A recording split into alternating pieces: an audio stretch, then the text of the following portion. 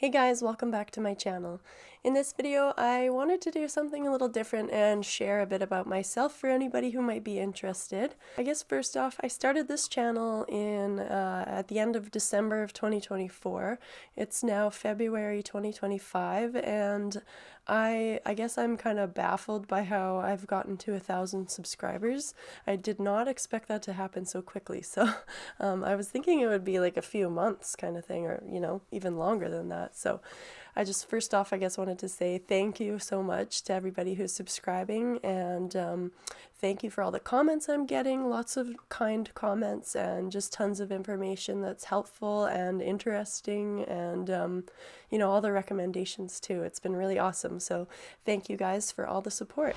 So first off, about me, and kind of most importantly in my eyes, is that I'm a mom to 2 toddlers with my husband George, and we've got a dog and 2 cats, and we grew up in the Calgary, Alberta area in Canada, and just over a year ago, it was, I guess, December 2023, we moved to rural Manitoba. And when it comes to music, I started piano lessons, I think, when I was probably about 6 years old.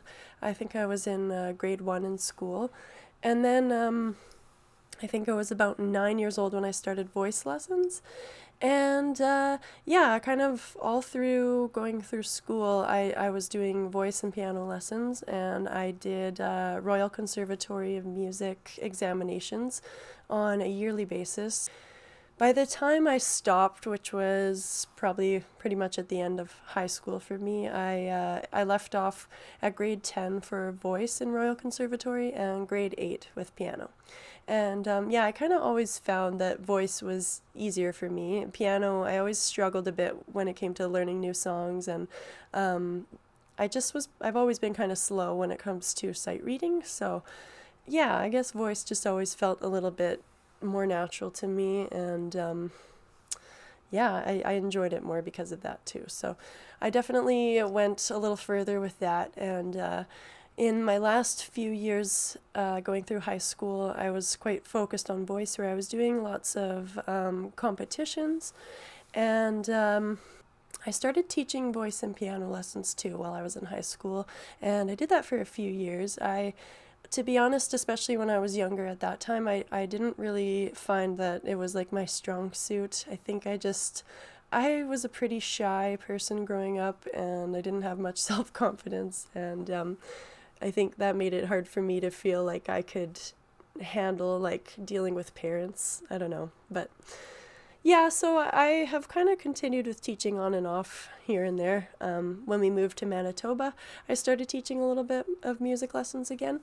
And then it kind of just got to the point where it felt like it wasn't manageable with my husband working, and we didn't really have like a babysitter. So I also have been doing, since I moved to Manitoba, I've been providing piano accompaniment for one of the churches in town where we are. So, and that's been nice just to have more music in my life, because kind of after, I guess it was just after we found out we were pregnant with our first child, I pretty much took a break from music, and I just haven't really done much with it since then, to be honest. So kind of going back to when I was doing lots of music in high school and just after high school, I was doing mostly classical at that point, and then a bit of like musical kind of stuff, and contemporary like art songs and things like that.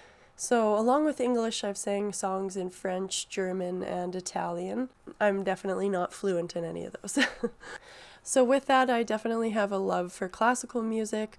I just haven't spent as much time listening to music really in general, but definitely classical music I haven't listened to much over the past few years, kind of since I stopped doing like music lessons and that.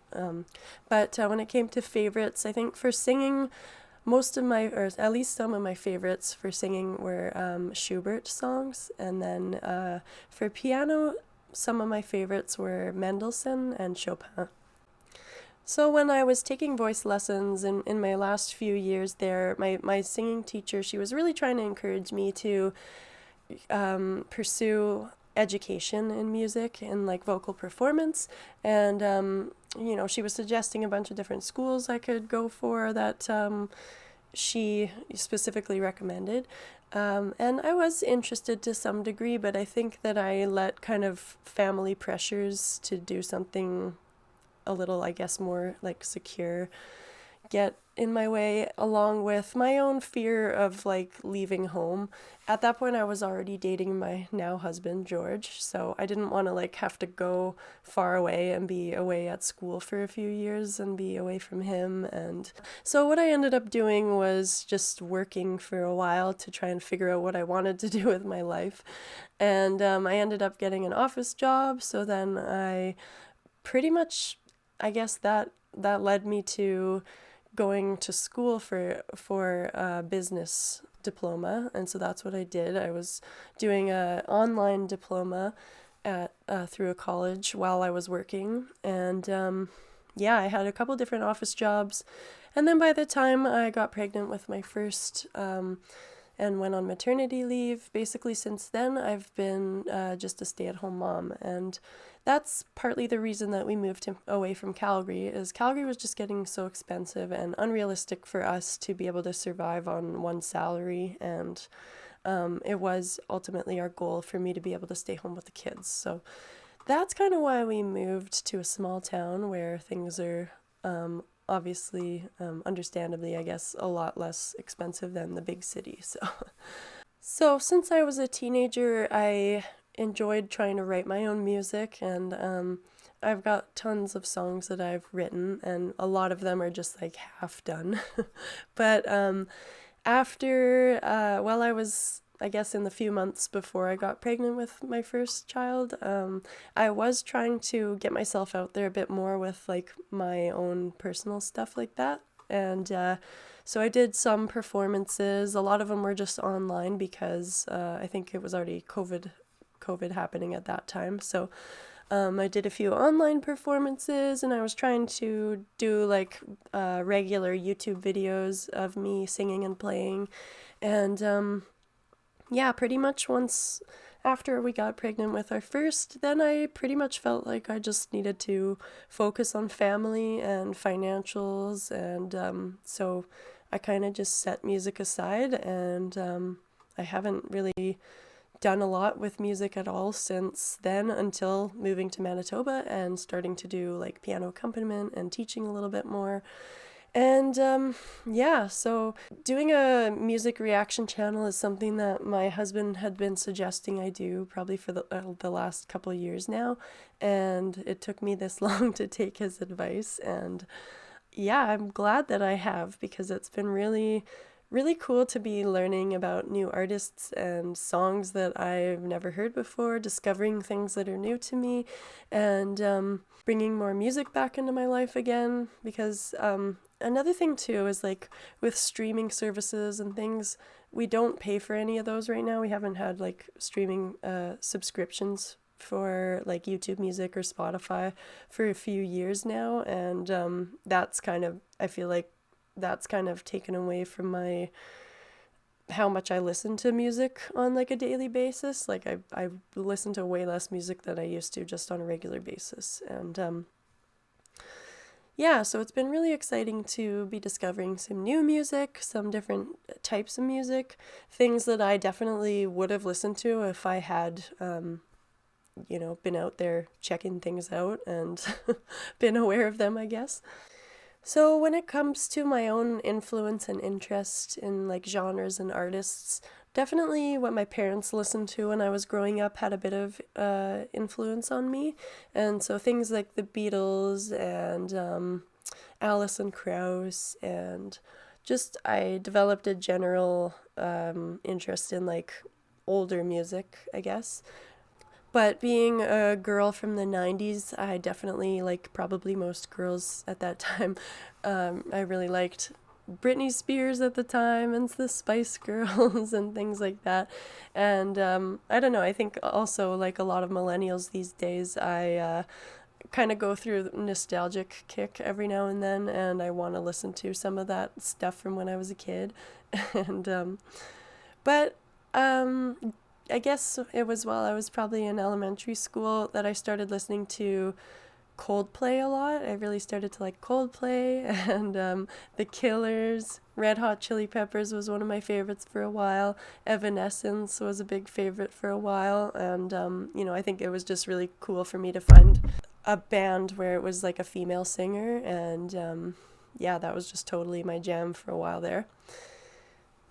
Then when I went into junior high, I went into more of kind of like an emo phase, I guess you'd call it, where well, it was probably before I got into junior high that I started really liking System of a Down, and then Alexis on Fire was one of my favorites, My Chemical Romance, AFI, Death Cab for Cutie, I don't know. Really, my musical interest is quite broad, I guess. I don't really have one specific genre that's like my favorite. I don't know. I really listen to like a little bit of this and a little bit of that. And I still love some of the music that I used to listen to in kind of all these different phases of my life. So yeah, for a while I really liked Gwen Stefani, and the band Muse was really one of my favorites when I was in high school. And yeah, so of course I've had some classical music influence throughout all of that because I was doing piano and voice where it was largely classical focus. And yeah, there's tons that I just loved.